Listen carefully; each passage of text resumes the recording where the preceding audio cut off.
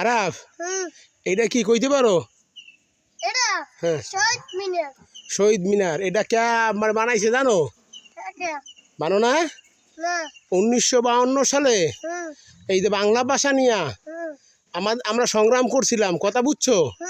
এই কারণে ভাষা আন্দোলনের কারণে অনেক লোক মারা গেছে। রফিক, বছরের 21শে ফেব্রুয়ারি আমরা আন্তর্জাতিক মাতৃভাষা দিবস পালন করি, কথা বুঝতে পারছো? এটা হলো আমাদের আন্তর্জাতিক মাতৃভাষা দিবস। আমরা যে ভাষা আন্দোলন করছি, এবং এটা কিন্তু এখন বর্তমানে আন্তর্জাতিক মাতৃভাষা দিবস সবাই পালন করে, কথা বুঝতে পারছো? আচ্ছা, তাহলে খেয়াল থাকবে, মনে থাকবে। আচ্ছা, বছরের 21শে ফেব্রুয়ারি আমরা, ঠিক আছে, এখানে আমরা সবাই ফুল দিতে আসি এবং শহীদদের শ্রদ্ধা জানাই, ঠিক আছে? মনে থাকবে? ওকে, ভালো থাকো।